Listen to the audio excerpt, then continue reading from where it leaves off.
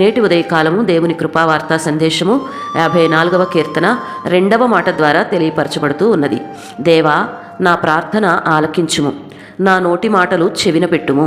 హల్లెలూయా. చాలామంది మా నోట నుంచి వచ్చిన ఈ మాట దేవుడు వినకుంటే బాగుండును అనే పరిస్థితుల్లో మాట్లాడుతూ ఉన్నారు. ఎందుకంటే చెడ్డ నోటిని కలిగిన వారై, చెడ్డ మాటలను కలిగిన వారై దేవునికి వినపడకుండా ఉంటే బాగుండుననే భయాన్ని కలిగి ఉన్నారు. కానీ మన నోట నుండి వచ్చు ప్రతి మాట ఆయన తన చెవిని పెట్టే దేవుడై ఉన్నాడని వాక్యము తెలియచేస్తూ ఉంది. భక్తుడైన దావీదు ప్రార్థించాడు కదా, నా నోటి మాటలు, నా హృదయ ధ్యానము నీ దృష్టికి అంగీకారంగా ఉంచుము అని. ఆ మాట మనకి కూడా ఆదర్శమే కదా.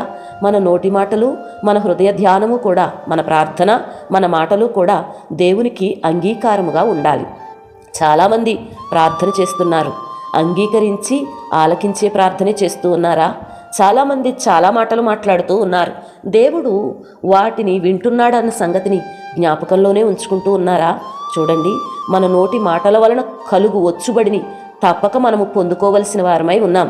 మన నోటి మాటల యొక్క ఫలమును మనము అనుభవించవలసినటువంటి వారమై ఉన్నాం.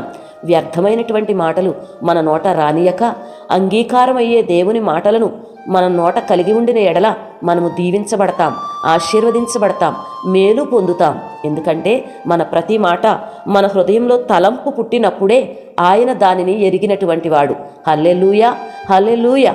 ఈరోజు ఈ ఉదయకాలపు వాక్యం ద్వారా దేవుడు మన ప్రార్థన వినేవాడు, మన మాటలు చెవిని పెట్టేవాడు. ఇది ధైర్యం ఇచ్చే ఆదరణకరమైన మాట.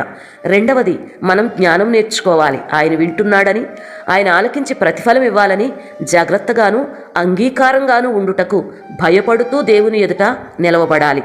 ఆ స్థితిలో ఎవరైతే మన జీవితాలు దేవుని చేతిలో ఉన్నాయి, ఆయన వశములో మనం ఉన్నామని గ్రహించగలిగి బహు జాగ్రత్త కలిగి దేవుని యందు భయభక్తులు కలిగి నివసించగలిగిన ఎడల ఆయన చేసే ప్రతి కార్యానికి మనం వారసులమవుతాం. ఆయన ఇచ్చే ప్రతి మేలును మన కుటుంబంలో స్వతంత్రించుకోగలుగుతాం.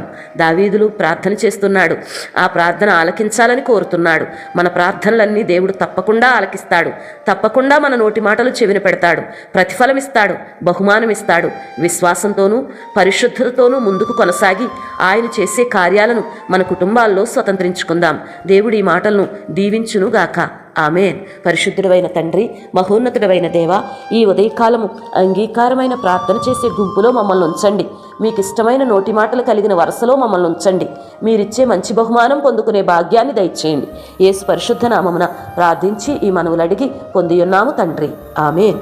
దేవాది దేవుని మహాకృప ప్రతి కుటుంబానికి తోడై ప్రార్థనా ఫలములను పొందుదురుగాక. ఆమేన్, ఆమేన్, ఆమేన్.